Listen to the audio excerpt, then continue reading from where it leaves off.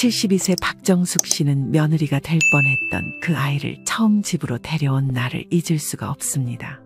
그때만 해도 이런 일이 벌어질 줄은 꿈에도 몰랐습니다. 39세 막내 아들 민호가 회사 후배와 결혼하겠다고 했을 때 박 씨는 정말 기뻤습니다. 나이가 들도록 결혼을 하지 않는 아들 때문에 한숨으로 밤을 지새웠기 때문입니다. 그런데 드디어 며느리를 볼 수 있다는 생각에 들떴었습니다. 어머님, 저희 이번에 결혼하면 신혼여행을 유럽으로 한 달 정도 다녀오려고 해요. 처음 만난 날 수정이라는 며느리 후보가 한 말이었습니다. 아이고, 한 달이나? 회사 휴가가 그렇게 길게 나와? 민호 오빠가 휴가를 길게 내기로 했어요. 신혼여행은 평생에 한 번뿐이잖아요. 박 씨는 요즘 젊은 사람들은 생각이 다르구나 싶은 생각이 들었습니다. 그래도 애들이 서로 좋다고 하는데 그게 무슨 상관이냐 싶었습니다. 그리고 결혼식은 강남에 있는 좀 괜찮은 곳에서 하고 싶어요. 제 친구들이 다 그런 데서 해서요. 강남이면 비싸지 않겠어?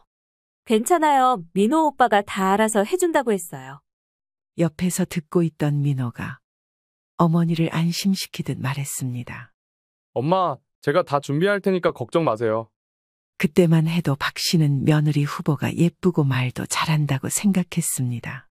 민호도 옆에서 만족스러워하는 표정이었고 분위기도 나쁘지 않았습니다. 하지만 시간이 지날수록 뭔가 이상한 부분들이 눈에 띄기 시작했습니다. 특히 결혼 준비 이야기가 나올 때마다 돈과 관련된 말들이 자꾸 나왔습니다. 며칠 후 수정 씨가 다시 집에 왔을 때였습니다. 어머니, 저희 혼수 준비하는데 조금 도움을 받을 수 있을까요? 혼수? 무슨 혼수? 가전제품이랑 가구들이요. 저희 집에서 준비할 게 많아서 부담이 좀 되네요. 박 씨는 수정 씨의 말에 당혹감을 감출 수 없었습니다. 예로부터 신랑이 집을 해오면 신부가 혼수를 해왔기 때문입니다. 그런 건 원래 신랑 측에서 집을 하고 신부 측에서 준비하는 거 아니야? 박 씨는 마음 한편으로는 뭔가 이상하다는 생각이 들었습니다. 70년 넘게 살면서 결혼하는 사람들을 많이 봐왔는데 이런 식으로 하는 집안은 본 적이 없었기 때문입니다. 이런 말을 들으니 박 씨는 수정 씨와의 첫 만남에서 불안감이 느껴졌습니다. 그리고 시간이 지날수록 더욱 커져가기만 했습니다. 며느리 후보가 집에 오는 횟수가 늘어날 때마다 이상한 요구들도 함께 늘어났기 때문입니다. 어머님, 저희가 예식장 알아보는데 좀 도와주실 수 있을까요? 어느 날 수정 씨가 또 다른 부탁을 꺼냈습니다. 도와준다는 게 뭘? 계약금이 좀 필요해서요. 민호 오빠 통장 잔고가 좀 부족하더라고요. 박 씨는 깜짝 놀랐습니다. 민호는 20년 가까이 성실하게 일해온 아들이었기에 통장 잔고가 부족하다는 말이 이해가 가지 않았습니다. 민호가? 그럴 리가 없는데? 엄마, 아파트 대출금 때문에 여유가 없어요. 도와달라는 게 아니라 잠깐 빌려달라는 거예요. 민호가 수정 씨를 감싸며 설명했습니다. 하지만 박 씨는 뭔가 이상하다고 생각했습니다. 얼마나 필요한데? 500만 원 정도면 될 것 같아요. 나중에 결혼 축의금으로 다 갚을 수 있을 거예요. 박 씨는 수정 씨의 말에 할 말을 잃었습니다. 아직 결혼도 안 했는데 벌써 돈을 빌려달라는 것도 이상했고 축의금으로 갚겠다는 말도 뻔뻔하게 들렸습니다. 그날 저녁 수정 씨가 돌아간 후 박 씨는 큰아들 민수에게 전화를 걸었습니다. 민수야, 네 동생 여자친구가 좀 이상한 것 같아. 왜요? 무슨 일 있어요? 자꾸 돈 이야기를 하더라고. 오늘은 예식장 계약금 500만 원을 빌려달라더라. 에이, 그럴 리가요. 민호가 돈이 없을 턱이 없는데요. 박 씨는 큰아들에게 그동안 있었던 일들을 자세히 설명했습니다. 유럽 신혼여행 이야기부터 시작해서 강남 예식장, 혼수 부담 요구까지 말입니다. 그러자 큰아들도 이상함을 감지한 건지 박 씨에게 말했습니다. 어머니, 그거 좀 이상하네요. 제가 민호한테 한번 물어볼게요. 다음 날 큰아들 민수는 동생인 민호 씨를 만나서 이야기를 나눴습니다. 야, 수정이가 엄마한테 돈 빌려달라고 했다며? 형, 그게 아니라 예식장 계약금이 급해서 그런 거야. 너 통장에 돈 없어? 있긴 한데 수정이가 신혼여행 비용도 모아야 하고 해서. 민호의 말에 민수는 뭔가 이상하다고 생각했습니다. 동생이 결혼 준비 때문에 스트레스를 많이 받는 것 같았기 때문입니다. 민호야, 혹시 수정이가 다른 요구도 했어? 다른 요구라니? 결혼 비용 분담이라든지 그런 거 말이야. 아, 그건 요즘 다 그렇게 해. 형도 결혼할 때 그랬잖아. 야, 나는 안 그랬어. 처가 쪽에서 혼수는 모든 걸 다 준비해줬다고. 민호는 형의 말에 당황한 표정을 지었습니다. 수정 씨가 말한 것과 다른 이야기였기 때문입니다. 한편 박 씨는 혼자 생각할 시간이 많아졌습니다. 며느리 후보의 행동들을 하나하나 떠올려 보니 의심스러운 부분들이 더더욱 많았습니다. 처음 만났을 때부터 돈과 관련된 이야기만 계속 나왔습니다. 사랑하는 사람과 결혼한다면서 왜 돈 이야기만 하는지 이해가 가지 않았습니다. 게다가 민호의 반응도 이상했습니다. 평소 알던 아들의 모습과는 달랐습니다. 수정 씨 앞에서는 꼼짝도 못하고 무슨 말을 해도 그녀 편만 들었습니다. 사랑해서 그렇다고 생각했지만 등골이 오싹한 게 불안하기만 했습니다. 잊으려고 해도 박 씨의 불안감은 쉽게 가라앉지 않았습니다. 70년 넘게 살면서 쌓인 경험과 직감이 계속 경고음을 울리고 있었기 때문입니다. 그러던 중 결정적인 순간이 다가왔습니다. 바로 수정 씨 부모님을 만나는 상견례 날이었습니다. 엄마, 다음 주 토요일에 수정이 부모님이랑 만나기로 했어요. 어디서? 저희 집에서 하면 어때요? 수정이 부모님도 그러고 싶다고 하시고. 박 씨는 며느리 후보의 부모님들이 어떤 분들일지 궁금했습니다. 드디어 상견례 날이 되었습니다. 박 씨는 새벽부터 일어나서 음식 준비에 바빴습니다. 수정 씨 부모님을 처음 만나는 자리였기에 평소보다 정성스러운 마음으로 식사 준비를 했습니다. 그런데 막상 마주하게 된 그 사람들은 박 씨가 상상도 못했던 말들을 서슴없이 내뱉었습니다. 그때서야 박 씨는 이 가족이 어떤 사람들인지 깨달을 수 있었습니다. 가족이 되는 게 아닌 돈을 받아내려는 사람들이라는 걸 말입니다. 민호야, 몇 시에 오신다고 했지? 12시에 오신다고 했어요. 수정이랑 같이 오실 거예요. 박 씨는 갈비찜부터 시작해서 여러 가지 반찬들을 차렸습니다. 며느리가 될 아이의 부모님을 만나는 건 처음이라 긴장도 되고 설레기도 했습니다. 정확히 12시에 초인종이 울렸습니다. 민호가 현관문을 열자 수정 씨와 함께 부부가 들어왔습니다. 수정 씨의 부모님은 문을 열고 들어오며 처음 뵙겠습니다 하고 인사했습니다. 어서 오세요. 오시느라 고생 많으셨어요. 인사를 나누고 거실에 앉아서 대화를 시작했습니다. 처음에는 일반적인 안부 인사들이 오갔습니다. 수정 씨의 부모님과의 분위기도 나쁘지 않았기에 박 씨는 마음을 놓기 시작했습니다. 그런데 식사를 시작하자마자 수정 씨 아버지가 갑자기 충격적인 말을 꺼냈습니다. 이번 결혼 비용은 어떻게 나눌까요? 그 순간 박 씨는 수저를 든 손이 멈췄습니다. 밥을 먹으면서 갑자기 돈 이야기를 하다니 귀를 의심했습니다. 결혼 비용이요? 예식장이랑 스드메, 베베 금식, 신혼여행비까지 해서 한 5천만 원 정도 나올 것 같은데요. 절반씩 부담하면 어떨까 해서요. 박 씨는 입이 떡 벌어졌습니다. 이런 이야기를 상견례 자리에서 직접적으로 꺼내는 사람들을 본 것은 처음이었습니다. 그런 이야기는 미리 아이들끼리 상의했어야 하는 것 아닌가요? 아, 저희는 당연히 그럴 줄 알았는데요. 요즘 다 그렇게 하던데요. 박 씨는 당황했습니다. 정말 요즘은 그렇게 하는 건지 의문이 들었을 지경입니다. 그리고 신혼집 가전제품들도 반반씩 사면 좋겠어요. 저희가 리스트 작성해 왔거든요.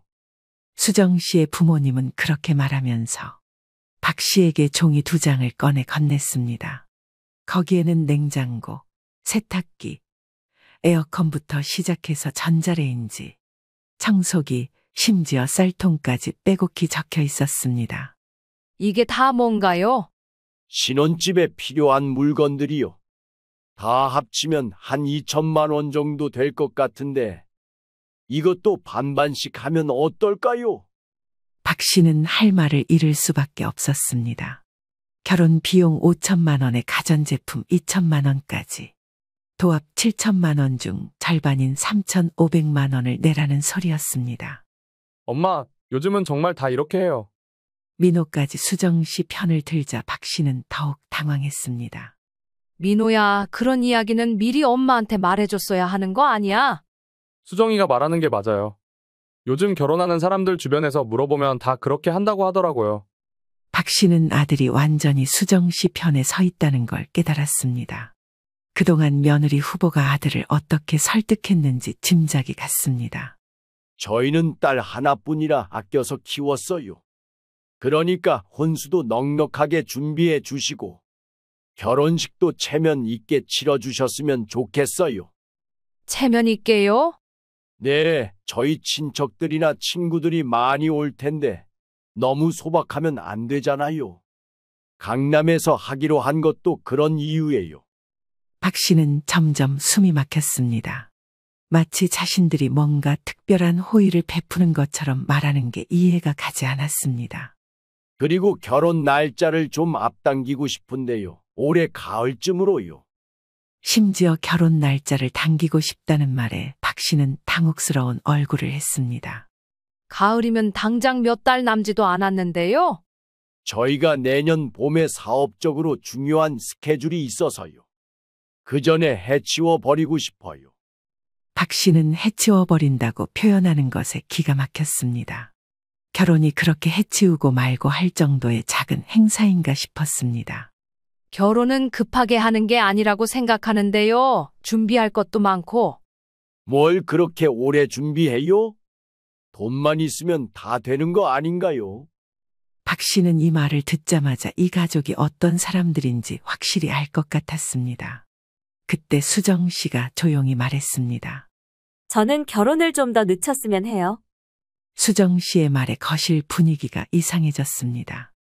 부모들은 빨리 하자고 하는데 당사자인 수정 씨는 늦추자고 말하니 말입니다. 수정아, 갑자기 왜 그래? 아까까지 잘 얘기하고 있었잖아. 생각할 시간이 좀 더 필요해요. 박 씨는 수정 씨의 표정을 유심히 봤습니다. 자세히 보니 이런 상황 자체를 불편해하는 것 같았습니다. 박 씨는 수정 씨의 얼굴을 보며 어쩌면 이 모든 게 수정 씨 본인의 생각이 아니라 부모들의 강요였을 수도 있다는 생각이 들었습니다. 상견례가 끝나고 수정 씨 가족이 돌아간 후 집안은 순식간에 전쟁터가 되었습니다. 박 씨는 아직도 믿어지지 않는다는 표정이었고 민호는 어머니의 반응에 당황해하고 있었습니다. 민호야, 이게 도대체 무슨 일이야? 엄마, 왜 그러세요? 뭐가 문제예요? 뭐가 문제냐고? 결혼 비용을 계산적으로 반반 내자는 게 문제가 아니야? 엄마, 요즘은 정말 다 그래요. 수정이도 그렇고 수정이 부모님도 그렇고 다들 당연하다고 생각하시는 걸로요. 박 씨는 아들이 완전히 수정 씨 편에 서 있다는 걸 다시 한번 확인했습니다. 박 씨가 평소 알던 아들의 모습과는 너무 달랐습니다. 너 정말 3,500만 원을 낼 생각이야? 그게 뭐 그렇게 큰 돈인가요? 저도 벌고 있는데. 큰 돈이 아니라고? 너 혼자 벌어서 그 돈 마련할 수 있어? 엄마가 도와주시면 되잖아요. 박 씨는 아들의 말에 기가 막혔습니다. 처음부터 박 씨의 돈을 쓸 생각이었던 것입니다. 나한테 왜 그런 돈을 요구해? 요구가 아니라 도움을 받는 거죠. 형이 결혼할 때도 엄마가 도와주셨잖아요. 형은 그런 식으로 안 했어. 신부 측에서 혼수는 모든 걸 다 준비해줬다고. 그때랑 지금이랑은 다르다니까요. 박 씨는 더 이상 대화가 되지 않는다고 판단하고 큰아들 민수에게 전화를 걸었습니다. 민수야, 급하니까 지금 당장 와라. 무슨 일이에요? 와서 내 동생 좀 말려라. 정신이 나갔어. 1시간 후 민수가 급하게 집에 왔습니다. 박 씨는 상견례에서 있었던 일을 처음부터 끝까지 자세히 설명했습니다. 민호야, 그게 정말이야? 형, 엄마가 너무 과장해서 말씀하시는 것 같은데. 과장이 아니라 사실대로 말해봐. 수정이 부모님이 정말 그런 말씀을 하셨어? 그냥 결혼 비용 얘기를 한 거야. 요즘은 다 그렇게 해.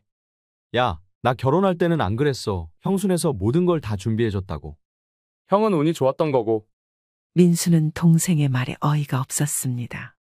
상식적으로 이해가 가지 않는 상황이었기 때문입니다. 민호야, 혹시 수정이가 다른 남자랑도 이런 식으로 했을 가능성은 생각해 봤어? 무슨 소리를 하는 거야? 수정이는 그런 사람이 아니야. 그러게 말이야. 보통 사람이라면 그런 식으로 하지 않아. 엄마, 수정이를 너무 나쁘게 생각하지 마세요. 박 씨는 아들이 수정 씨에게 완전히 홀린 것 같다고 생각했습니다. 평소 똑똑하던 아들이 이렇게 판단력을 잃을 줄은 몰랐습니다. 그때 민호의 휴대폰이 울렸습니다. 수정 씨에게서 온 전화였습니다. 여보세요, 수정아. 오빠, 우리 부모님이 너무 심했던 것 같아요. 죄송해요. 아니야, 괜찮아. 우리 엄마가 이해를 못 하시는 것 같아. 오빠, 저도 사실 부담스러워요. 부모님이 너무 서두르시는 것 같고. 박 씨와 큰아들 민수는 민호의 통화 내용을 귀담아 들었습니다. 수정 씨가 뭔가 미안해하는 것 같았습니다. 수정아, 우리 만나서 얘기하자. 네, 그럴게요.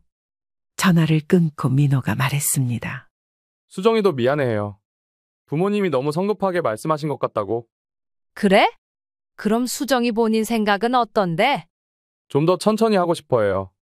박 씨는 이 말을 듣고 조금 희망이 생기는 느낌을 받았습니다. 적어도 박 씨는 수정 씨 본인은 자신의 부모들과 생각이 다를 수도 있겠다는 생각이 들었습니다.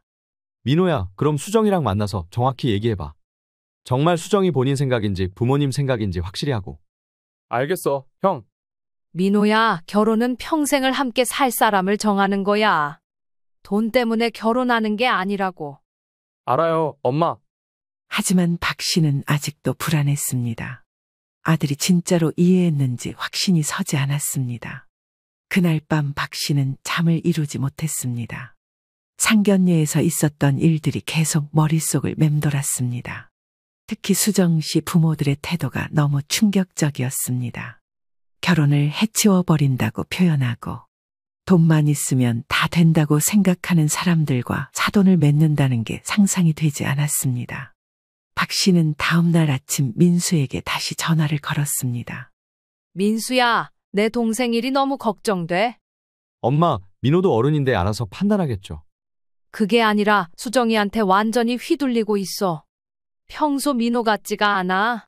그럼 제가 민호랑 한번 더 얘기해 볼게요. 박 씨는 큰아들의 말에 조금 안심했습니다. 민호는 박 씨의 말을 듣지 않는 상황이었기에 걱정이 많이 되었기 때문입니다. 그런데 큰아들 민수도 이야기해보겠다고 하니 조금 안심되는 것 같았습니다. 민수는 박 씨와의 약속대로 며칠 후 민호를 따로 만났습니다. 회사 근처 카페에서 형제끼리만 진솔한 대화를 나누기로 한 것입니다. 민호야, 수정이랑 얘기해 봤어? 응, 어제 만났어. 어떻게 나왔어? 수정이도 부모님이 너무 성급하게 하신 것 같다고 하더라고. 미안하다고 했어. 민수는 동생의 말을 듣고 뭔가 이상하다는 생각이 들었습니다. 정말 수정 씨 본인은 그런 생각이 없다면 왜 부모들이 그렇게 나왔을까 하는 의문이 생겼습니다. 그럼 수정이 본인은 어떻게 하고 싶어 해? 좀 더 천천히 하고 싶다고 해. 결혼 비용도 굳이 반반 안 해도 된다고 하고. 정말? 물론이지, 나도 수정이 말 듣고 안심했어. 하지만 민수는 여전히 의심스러웠습니다. 그래서 동생 모르게 수정 씨에 대해 알아보기로 결심했습니다. 이틀 후 민수는 평소 알고 지내던 회사 선배 이 과장에게 연락했습니다. 이 과장은 여러 회사를 거치면서 인맥이 넓은 사람이었습니다. 이 분야 자체가 그렇게 넓은 편이 아니었기에 몇 번만 거치면 알 수 있을 것 같아 연락했습니다. 과장님, 혹시 김수정이라는 사람 아세요? 김수정? 어느 회사? 동생이 다니는 회사 후배라고 하는데 34살이고 결혼 얘기가 나와서요. 아, 잠깐만, 김수정? 혹시 그 사람 키가 좀 크고 얼굴이 하얀 편이야? 네, 맞는 것 같은데요. 민수야, 그 사람 조심해야 할 것 같은데. 민수는 이 과장의 말에 깜짝 놀랐습니다. 왜요? 뭔가 문제가 있나요? 내가 아는 후배가 작년에 그 사람 때문에 고생했어. 결혼 얘기하다가 안 좋은 일이 있었거든. 안 좋은 일이요? 결혼 비용을 반반 내자고 하고 가전제품도 반반 사자고 하고 심지어 혼수까지 남자 측에서 준비하라고 했다더라고. 민수는 이 과장의 말에 소름이 돋았습니다. 지금 동생이 겪고 있는 상황과 똑같았기 때문입니다. 그래서 어떻게 됐어요? 다행히 그 후배가 정신 차리고 헤어졌지. 알고 보니까 그 집안이 원래 그런 식으로 하는 집이더라고. 그런 식이라니요? 딸을 시집 보내면서 돈을 받아내는 거야. 요즘 젊은 남자들이 결혼하기 어려우니까 그걸 이용하는 거지. 이 과장의 말에 민수는 충격을 받았습니다. 설마 했던 일이 현실로 드러난 것입니다. 과장님, 혹시 그 후배 연락처를 알 수 있을까요? 직접 얘기를 들어보고 싶어서요. 그래, 연락해볼게. 아마 얘기해 줄 거야. 다음 날 민수는 이 과장의 후배와 만났습니다. 그 사람의 증언은 더욱 충격적이었습니다. 저도 처음에는 요즘 시대가 그런가 보다 했어요. 그런데 주변에 물어보니까 아무도 그런 식으로 안 하더라고요. 신혼여행도 한 달씩 가자고 하고, 예식장도 무조건 강남에서 하자고 하고, 모든 게 돈이 많이 드는 쪽으로만 하려고 하더라고요. 이 과장의 후배가 전해주는 말은 충격 그 자체였습니다. 민수 씨는 박 씨에게 들은 이야기와 똑같다는 생각이 들었습니다. 심지어 다른 남자와도 이러한 일이 있었다는 말에 모든 퍼즐이 맞춰지는 기분이 들었습니다. 수정 씨가 이런 일을 반복하고 있었던 것입니다. 혹시 그 이전 남자분도 연락 가능한가요? 연락해 볼게요. 아마 만나자고 하면 만나줄 거예요. 본인도 다른 사람이 같은 피해를 당하는 걸 원하지 않을 테니까요. 며칠 후 민수는 수정 씨의 이전 남자친구도 만났습니다. 그의 증언은 더욱 구체적이었습니다. 김수정 씨 가족은 이런 걸 계획적으로 해요. 처음에는 사랑하는 척하다가 결혼 얘기가 나오면 갑자기 돈 이야기를 꺼내죠. 종이에 가전제품 리스트까지 가져와서 말해요. 그 말을 듣던 민수는 소름이 돋았습니다. 박 씨와 민호가 겪은 것과 완전히 똑같았기 때문입니다. 민수는 집에 돌아와서 어머니와 동생을 불렀습니다. 이제 진실을 말할 때가 왔다고 생각했습니다. 엄마, 민호야, 할 말이 있어. 뭔데? 수정이에 대해서 알아봤는데 심각한 문제가 있어. 형, 뭘 알아봤다는 거야? 수정이가 이전에도 다른 남자들과 똑같은 방식으로 했어. 우리가 겪은 일이 처음이 아니라는 뜻이야. 박 씨는 역시 그럴 줄 알았다는 표정이었고 민호는 믿을 수 없다는 표정이었습니다. 민수가 조사한 내용을 듣고 민호는 완전히 멘붕 상태가 되었습니다. 지금까지 믿어왔던 모든 것이 거짓이었다는 사실을 받아들이기 힘들었기 때문입니다. 형, 그게 정말이야? 확실해? 응, 직접 만나서 얘기 들어봤어. 너랑 똑같은 일을 당한 사람들이야. 하지만 수정이는 미안해한다고 했어. 부모님이 너무 성급하게 하신다고. 민호야, 그것도 다 계획의 일부였던 거야. 처음에는 미안해하는 척하다가 나중에는 본색을 드러낸다고 했잖아. 민호는 민수의 말에 두 손으로 머리를 감싸 쥐었습니다. 1년 넘게 사귀면서 진심으로 사랑했다고 생각했는데 모든 게 거짓이었다니 받아들이기가 힘들었습니다. 그럼 수정이가 나를 사랑한 게 아니라는 얘기야? 민호야, 진짜 사랑한다면 그런 식으로 하겠어? 상견례 자리에서 돈 이야기부터 꺼내겠어? 박 씨는 아들의 상처받은 모습을 보니 마음이 아팠습니다. 하지만 지금이 진실을 직면할 때라고 생각했습니다. 민호야, 엄마가 처음부터 이상하다고 했잖아. 너가 듣지 않았을 뿐이지. 엄마도 너무하세요. 지금 제가 얼마나 힘든지 아시면서. 힘들어도 사실은 사실이야. 지금 깨달은 게 다행이지. 결혼하고 나서 알았으면 어쩔 뻔했어? 민호는 더 이상 반박할 말이 없었습니다. 제 형이 가져온 증거들이 너무 구체적이고 명확했기 때문입니다. 민호야, 이제 어떻게 할 거야? 모르겠어. 머리가 너무 복잡해. 복잡할 게 뭐 있어? 당장 헤어져야지. 그래도 직접 만나서 확인해보고 싶어. 민호는 그날 밤 수정 씨에게 전화를 걸었습니다. 그리고는 내일 만나서 이야기하자고 했습니다. 다음 날 민호와 수정 씨는 카페에서 만났습니다. 민호는 형이 알아낸 사실들을 하나하나 따져 물었습니다. 수정아, 너 이전에도 다른 남자랑 결혼 얘기한 적 있지? 오빠, 그게 무슨 소리예요? 작년에 다른 남자랑 똑같은 방식으로 결혼 준비하다가 헤어진 거 알고 있어. 수정 씨의 얼굴이 순간 굳어졌습니다. 들킬 줄 몰랐던 일이 발각된 것입니다. 누가 그런 말을 했어요? 누가 말했느냐가 중요한 게 아니라 사실이냐가 중요하지. 정말 그런 일이 있었어? 오빠, 그때는 상황이 달랐어요. 어떻게 달랐는데? 그 사람은 저를 진심으로 사랑하지 않았어요. 오빠는 다르잖아요. 민호는 수정 씨의 말에 황당했습니다. 이제 와서 그런 변명을 한다는 게 어이가 없었습니다. 그럼 그 사람한테도 결혼 비용 반반 내자고 했어? 그건 그때 부모님이 그렇게 하라고 하셔서. 부모님이 시켜서? 그럼 이번에도 부모님이 시켜서 한 거야? 수정 씨는 더 이상 변명할 말이 없었습니다. 결국 진실이 드러난 것입니다. 오빠, 제가 설명드릴게요. 설명할 게 뭐가 있어? 다 거짓말이었잖아. 아니에요. 저는 정말 오빠를 사랑해요. 사랑한다면서 왜 우리 가족한테 그런 식으로 했어? 상견례 자리에서 돈 이야기부터 꺼내는 게 사랑이야? 수정 씨는 울기 시작했습니다. 하지만 민호의 마음은 이미 돌아선 상태였습니다. 수정아, 우리 이제 그만하자. 오빠, 제발 한 번만 더 기회를 주세요. 기회를 줘도 달라질 게 없을 것 같아. 너희 가족은 애초에 결혼을 돈으로만 생각하잖아. 아니에요. 저는 다르다고요. 다르다면 처음부터 그런 식으로 하지 말았어야지. 민호 씨는 눈물을 흘리는 수정 씨를 뒤로 한 채 자리에서 일어났습니다. 더 이상 이야기할 게 없다고 생각했기 때문입니다. 수정아, 그동안 고마웠어. 이제 각자 갈 길 가자. 오빠, 진짜 이렇게 끝내실 거예요? 응, 끝이야. 민호는 카페를 나왔습니다. 뒤에서 수정 씨가 부르는 소리가 들렸지만 돌아보지 않았습니다. 집에 돌아온 민호는 박 씨와 민수에게 결과를 알렸습니다. 엄마, 형 헤어졌어요. 잘했어. 그게 맞는 선택이야. 힘들었겠지만 잘 결정했어. 수정이가 인정하더라고요.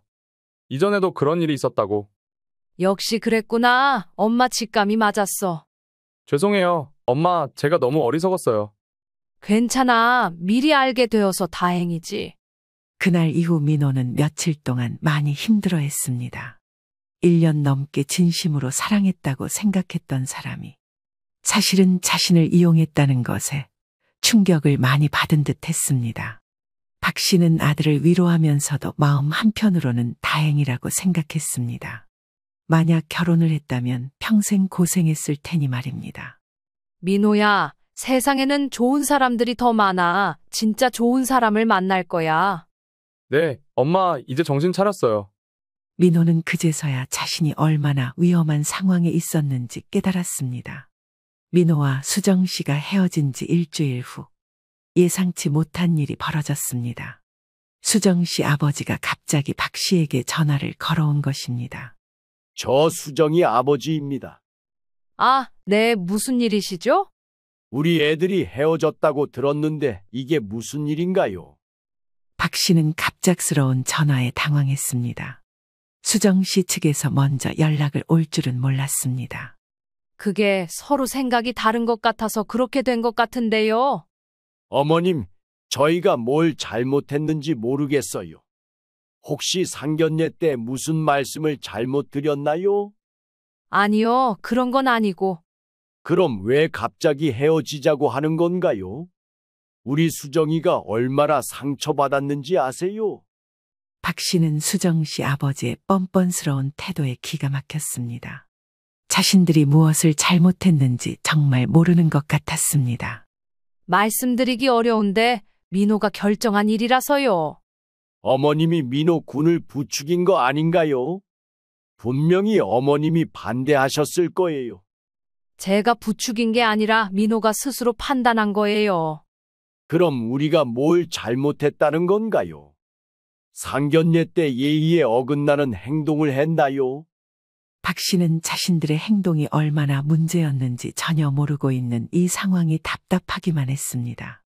결혼 비용을 반반 내자고 하신 것부터가 그게 뭐가 문제예요? 요즘은 다 그렇게 해요. 어머님이 너무 옛날 생각에 사로잡혀 계신 거 아닌가요? 이때 옆에서 조용히 지켜보고 있던 큰아들 민수가 어머니 옆에 있다가 전화를 바꿔 받았습니다. 안녕하세요. 민호 형입니다. 안녕하세요. 그럼 이 일을 어떻게 해결하면 좋을까요? 해결할 게 없을 것 같은데요.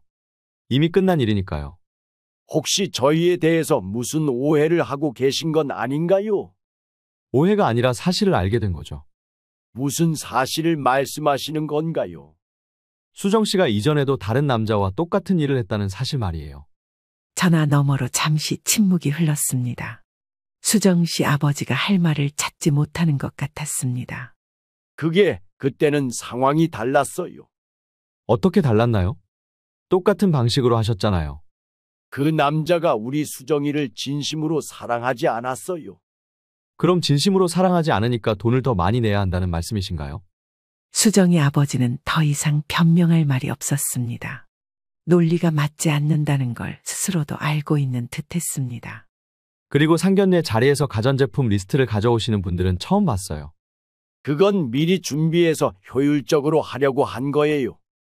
효율적으로요? 결혼을 사업으로 생각하시는 건가요? 그게 아니라 죄송하지만 더 이상 통화할 이유가 없을 것 같네요. 민수가 전화를 끊으려고 하자 수정 씨 아버지가 급하게 말했습니다. 잠깐만요. 그럼 조건을 조정해 볼까요? 조건을 조정한다고요? 결혼 비용도 저희가 더 많이 낼게요. 7대 3 정도로요. 큰아들 민수는 이 말을 듣고 어이가 없었습니다. 아직도 돈 이야기를 하고 있는 걸 보니 말 자체를 이해하지 못하는 것 같은 느낌을 받았습니다. 지금도 돈 이야기를 하고 계시네요. 그럼 어떻게 하면 되나요? 말씀해 보세요. 이미 끝난 일이라고 했잖아요. 우리 수정이가 정말 민호 씨를 사랑해요. 한 번만 더 기회를 주세요. 사랑한다면 처음부터 그런 식으로 하지 말았어야죠. 그렇게 말한 민수는 그대로 전화를 끊어버렸습니다. 그리고는 박 씨를 바라보며 말했습니다. 엄마, 저 사람들 정말 끈질기네요. 그러게 말이야. 자기들이 뭘 잘못했는지도 모르면서. 포기 안 하고 계속 연락 올 것 같은데요. 그럼 민호한테 미리 말해둬야겠다. 박 씨는 이 일이 쉽게 끝나지 않을 것 같다는 불안감이 들었습니다. 수정 씨 가족의 끈질긴 연락은 한 달 정도 더 계속되었습니다. 하지만 박 씨 가족은 단호하게 거절했고 결국 그들도 포기할 수밖에 없었습니다. 전화가 왔다는 걸 민수로부터 전해들은 민호는 그 일이 있고 나서 한동안 연애에 대해 생각하고 싶지 않다고 했습니다. 사랑하는 사람에게 받은 상처가 그만큼 깊었기 때문입니다. 엄마, 저 당분간 결혼 생각 안 할래요. 그래, 그게 좋겠다. 충분히 마음의 상처를 치유하고 나서 생각해도 늦지 않아. 제가 너무 어리석었어요. 엄마 말씀을 진작 들었어야 했는데. 그런 일을 겪어봐야 사람을 제대로 볼 수 있게 되는 거야. 6개월이 지난 어느 날, 민호가 회사에서 새로운 사람을 만났습니다. 이번에는 다른 부서에서 일하는 31세 여성이었습니다. 엄마, 좋은 사람을 만났어요. 그래? 어떤 사람인데? 이번에는 정말 다른 것 같아요. 돈 이야기는 전혀 안 하고 정말 저 자체를 좋아하는 것 같아요. 박 씨는 아들의 밝아진 표정을 보니 안심이 되었습니다. 그럼 언제 한번 데려와봐. 다음 주에 데리고 올게요. 아들의 밝은 얼굴에 기분 좋은 한편 걱정되는 부분도 있었습니다. 그런데 이번에 집에 데리고 온 지연이라는 아이는 처음 만났을 때부터 다른 느낌이었습니다. 안녕하세요, 어머님. 민호 오빠가 어머님 이야기를 정말 많이 해주셔서 꼭 뵙고 싶었어요. 어머, 예쁘네. 민호가 좋은 사람 만났구나. 저야말로 좋은 분을 만나서 감사해요. 민호 오빠가 어머님을 정말 많이 생각하시더라고요. 대화를 나누면서 박 씨는 지연 씨가 수정 씨와는 완전히 다른 사람이라는 걸 느꼈습니다. 무엇보다 돈과 관련된 이야기는 전혀 나오지 않았습니다. 어머님, 저희가 결혼하게 된다면 제가 부족하지만 민호 오빠 잘 챙기고 어머님께도 효도하겠습니다. 아이고, 고마운 말이네. 그런 마음만 있으면 충분해. 그리고 저희 부모님도 어머님 뵙고 싶어 하세요. 언제 시간 되시면 인사드리러 오고 싶다고 하시더라고요. 박 씨는 지연의 말에서 진정성을 느꼈습니다. 자연스럽고 예의 바른 태도가 마음에 들었습니다. 3개월 후 지연의 부모님과 상견례를 했습니다. 예전에 했던 상견례와 비교하면 이번에는 정말 달랐습니다. 결혼 준비는 모두 할 테니 부담스러워 하지 말라고 연신 말하는 지연 씨의 부모님 모습에 마음이 편해지는 기분이 들었습니다. 박 씨는 이런 차이를 보며 수정 씨 가족이 얼마나 비상식적이었는지 새삼 깨달았습니다. 그렇게 시간이 흘러 결혼식은 정말 아름답게 치러졌습니다.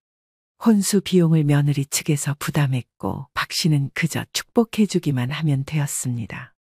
민호야, 이번에는 정말 잘한 것 같아. 네, 엄마, 지연이는 정말 다른 것 같아요. 동생아, 축하해. 이번에야말로 진짜 좋은 사람 만났네. 고마워. 형이 도와주지 않았으면 큰일 날 뻔했어. 결혼 후 지연 씨는 정말 좋은 며느리가 되었습니다. 박 씨를 친어머니처럼 모셨고 시집살이라는 말이 무색할 정도로 가족들과 잘 지냈습니다. 어머님, 오늘 뭐 드시고 싶으세요? 제가 해드릴게요. 아이고, 고마워. 너가 하는 음식이 제일 맛있어. 어머님이 좋아하시니까 저도 기뻐요. 1년 후 지연이 임신 소식을 알렸을 때 박 씨는 정말 기뻤습니다.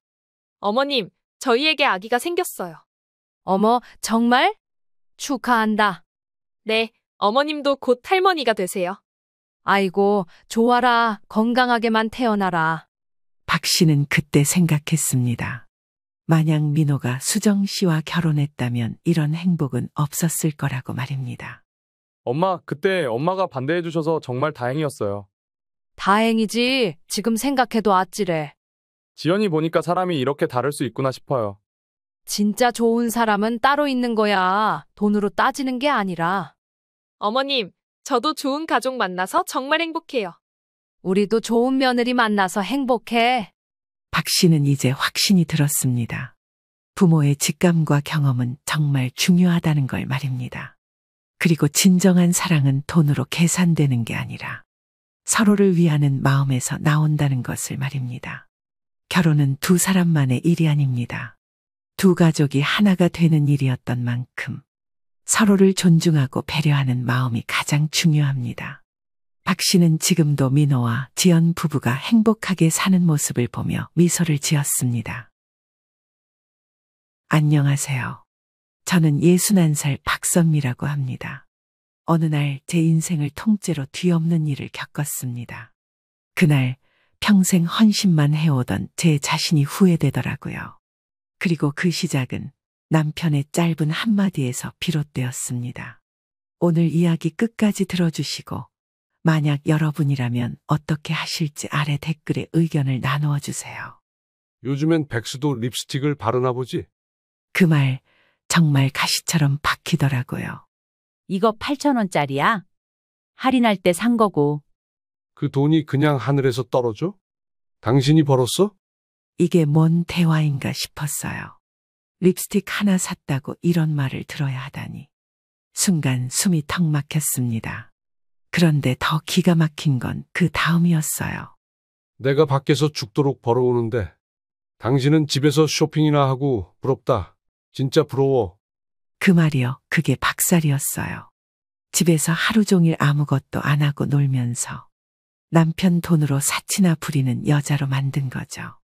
저는 말없이 식탁에 앉았어요. 입맛도 없었고 밥이 코로 들어가는지 입으로 들어가는지도 모르겠더라고요. 그런데 남편은 그런 절 힐끔 보더니 또 그 특유의 소리를 냈어요. 혀를 쯧쯧 차는 그 소리. 그게요. 네가 뭘 알겠냐는 비웃음처럼 들렸어요. 당신 그만 좀 해. 나는 하루 종일 집에 가만히 있는 사람 아니야? 그래. 빨래 좀 하고 청소 좀 하고 그게 그렇게 대단한 일이냐? 저도 모르게 수저를 내려놨어요. 하루 종일 뭐 했냐고? 빨래 개고 베란다 창 닦고 아들방 정리하고 반찬 만들어 놓고 설거지하고 쓰레기 분리수거도 하고 왔어. 그게 한두 시간에 끝날 것 같아? 그걸로 생색을 내냐? 나는 회사에서 스트레스 받아가며 돈 벌고 있어. 그 순간 마음 한구석이 쿵 무너졌어요. 이 사람은 내가 무슨 말을 해도 뭘 해도 절대 몰라줄 거구나 싶더라고요.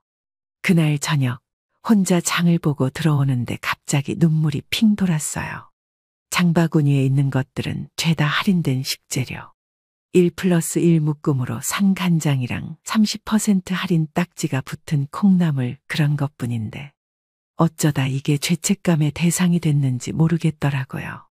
집에 돌아와서 소파에 앉았어요. 립스틱을 꺼내 손등에 발라봤어요. 그 작은 붉은 빛이 어쩐지 저 같았어요. 예전에는 이렇게 사소한 것 하나에도 기뻐하고 친구랑 웃고 카페에서 수다도 떨고 나도 그렇게 살았던 사람이었는데 그날 밤 남편은 아무렇지도 않게 말했어요.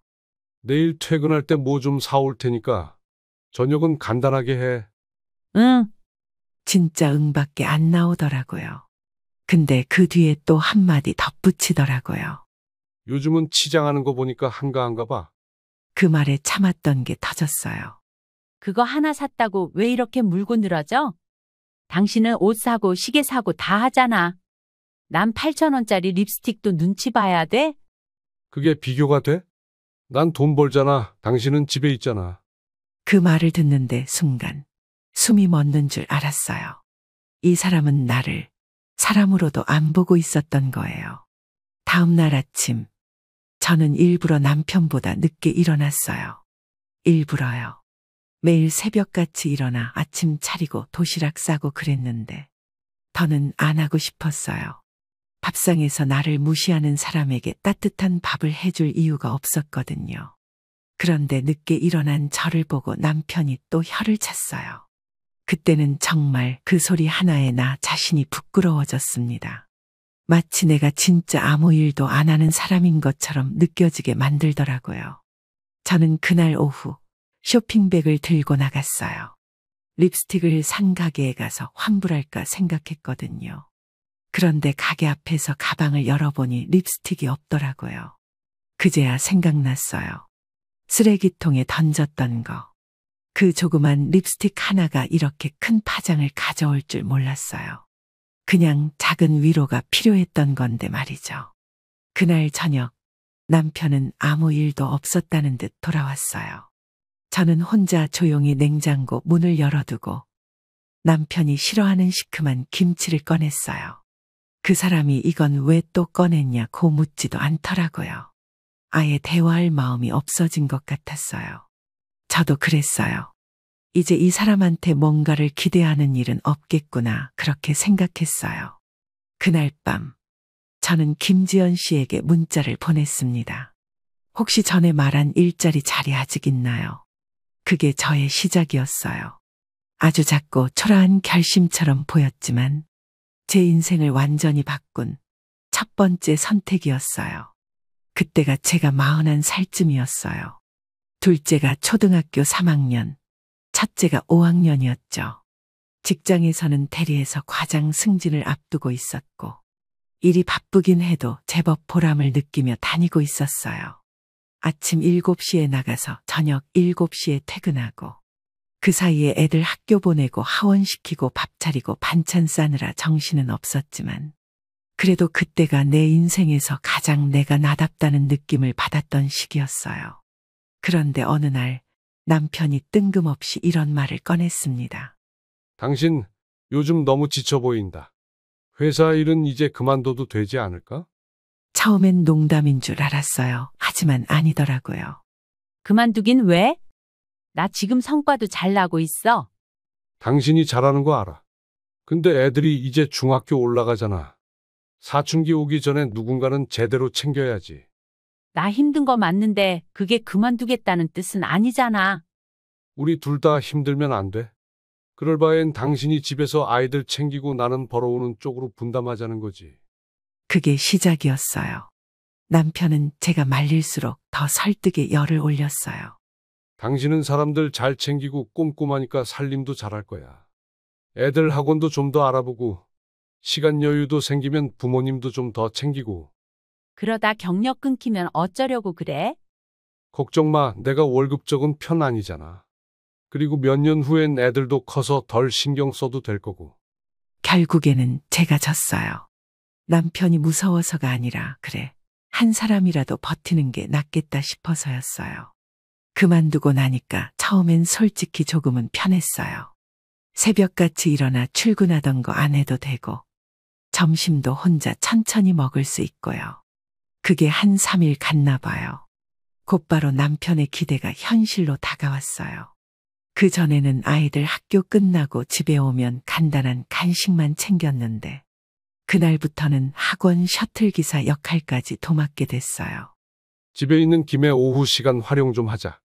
애들 학원 이동 시간 줄이려면 차로 데려다 주는 게 낫지. 시간표를 짜보니 미칠 것 같았어요.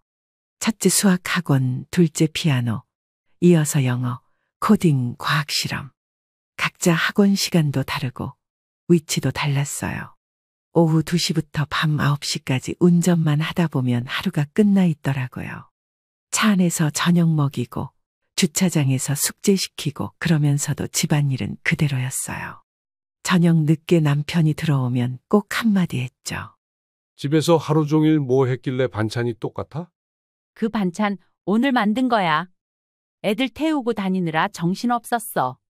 그건 어제도 했잖아. 좀 색다르게 못해?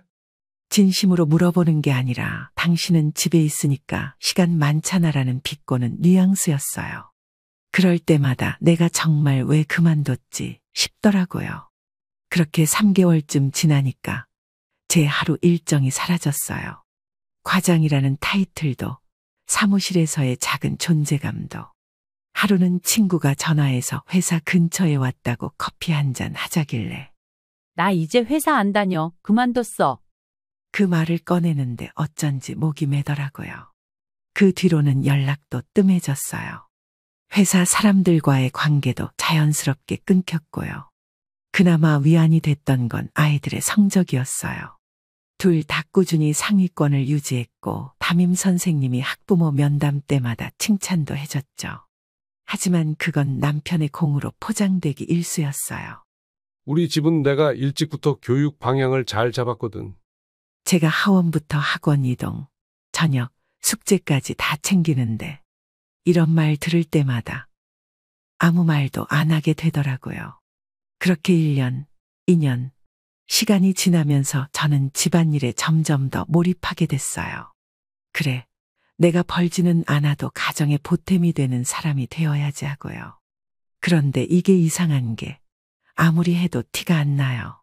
청소해도 뭐 어제도 했잖아. 밥 차려도 반찬 왜 또 이거야. 애들 등하교 챙겨도 당연한 일인데 왜 생색내. 그러다 어느 순간엔 나라는 사람 자체가 없어진 느낌이 들었어요. 어디에도 소속되지 않은 느낌. 이름 대신 성우 엄마, 집에 있는 여자, 전업주부. 그 무렵 친정 엄마가 쓰러지셨어요. 다행히 큰 병은 아니었지만 며칠 병원에 입원하셨어요. 저는 바로 병문안 가려고 했는데 남편이 묻더라고요. 당신 내일 성우 학원 데려다 줘야 하지 않아? 그건 시간 조정하면 돼. 병원 간다고 너무 빠듯하게 하지 말고 우리 엄마도 요즘 몸 안 좋잖아. 그 말이 이상하게 들렸어요. 자기 부모는 챙겨도 되고 내 부모는 빡빡하게 하지 말라는 건가 싶었죠. 그날 밤 저는 누워서 천장을 한참 바라봤어요. 이 모든 시작이 남편의 말 한마디였다는 게 자꾸 머릿속을 맴돌았어요. 당신이 집에서 애들 좀 보자. 당신은 꼼꼼하니까 살림에 더 어울려. 내가 월급 잘 벌잖아. 그게 다 합리적인 말처럼 들렸지만 그 안엔 책임을 떠넘기는 교묘한 계산이 있었어요. 그리고 저는 그 계산에 말려든 거였어요. 사람들은 종종 말해요. 전업주부, 그거 편하잖아. 남편이 벌어오면 집에서 쉬고. 하지만 그게 어떤 의미인지 그 자리에 앉아보지 않으면 절대 몰라요. 쉬는 게 아니라 사라지는 거예요. 존재가, 이름이, 삶이. 그걸 저는 그제서야 뼈저리게 알게 됐어요. 그리고 아주 깊은 후회가 밀려왔죠. 처음부터 그 선택은 틀렸었구나. 그때는 정말 하루가 어떻게 가는지도 몰랐어요. 아침 6시에 일어나서 아들 도시락 싸고 세탁기 돌리고 베란다 청소하고 아이들 보내고 나면 10시가 훌쩍 넘었죠. 그 다음엔 바로 반찬 만들고 오후엔 학원 스케줄대로 운전해서 아이들 데려다주고 돌아오면 빨래 널고 숙제 봐주고 다시 저녁 준비, 그게 저의 일상이었어요. 그런데요, 남편은 늘 이렇게 말했어요. 집에서 하루 종일 뭐 했길래 그렇게 피곤해? 그 말 들을 때마다 진짜 억장이 무너졌어요. 아니, 진짜 물어보는 게 아니라는 걸 알겠더라고요. 그냥 비꼬는 말이었어요. 며칠 전이었어요. 시어머니가 병원 진료가 있다고 하셔서 아침부터 반찬 하다 말고 급히 옷을 갈아입었죠. 어머니, 시간 맞춰가려면 지금 나가셔야 해요. 아이고, 너 아니면 내가 어떻게 가냐. 네 형님네도 일 바쁘다 하고 내 남편도 회사 핑계대고. 솔직히 서운했어요. 형님들 셋이나 있으면서 왜 늘 나 혼자만 시집 심부름을 도맡아야 하나 싶더라고요. 하지만 누구 하나 그걸 이상하다고 생각하지 않았어요. 당신은 집에 있으니까 그 정도는 해줘야지. 그 말이 너무 당연한 듯 들렸어요. 그걸로 다 설명이 된다는 듯이요. 집에 있는 사람은 남는 시간 많은 사람, 뭘 시켜도 되는 사람. 이 공식이 우리 집, 아니 시댁 전체의 기본값이 돼 있었어요. 어느 날은요, 병원 갔다가 아이 학교 픽업 시간에 딱 맞춰 돌아오느라 점심도 거르고 운전만 하다시피 했어요. 그런데 남편이 퇴근하자마자 저녁상에 앉아서 하는 말이 이거였어요. 오늘 반찬도 어제랑 똑같네. 요즘 너무 루즈하게 사는 거 아니야? 그 말 듣는데 손에 들고 있던 수저가 부들부들 떨렸어요. 나 오늘 어머니 병원 다녀왔어. 반찬도 새로 한 거야. 콩나물국도 끓였고. 그게 새로 한 거라고. 어쨌든 당신은 하루 종일 시간 많잖아. 시간 많잖아. 이 말이 제 인생을 통째로 부정하는 말 같았어요. 집에서 하는 일은 일이 아니라는 거죠. 내가 한 건 일이 아니라 시간 낭비. 점점 제가 더 완벽해지려고 애썼어요. 남편 말처럼 그래. 난 집에 있으니까 더 잘해야지 싶었죠. 그런데 그게 문제였어요. 스스로 자신을 점점 혹사하게 되더라고요. 청소도 하루 2번 하고 빨래는 손빨래로도 해보고 김치까지 직접 담그고 반찬도 4-5가지씩 만들고 그렇게 하고 나서야 이제 좀 사람 구실한 건가 싶었어요. 하지만 남편은 그런 거 몰랐어요. 아니, 알려고 하지 않았죠. 어느 날은 제가 너무 지쳐서 저녁밥 대신 찬밥에 물 말아서 김치만 꺼냈어요. 남편은 식탁을 보더니 밥상이 이게 뭐야? 당신 하루 종일 뭐 했길래 이렇게 허술해? 대청소했어? 하루 종일 쉬지도 않고 일했어. 그건 당신이 알아서 한 거잖아. 내가 하라고 한 것도 아니고. 그 말이 제게는 네가 원해서 했지. 내가 시킨 거 아니야로 들렸어요. 맞는 말이긴 하죠.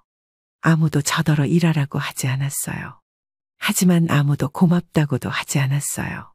그러다 하루는 정말 쓰러질 뻔했어요.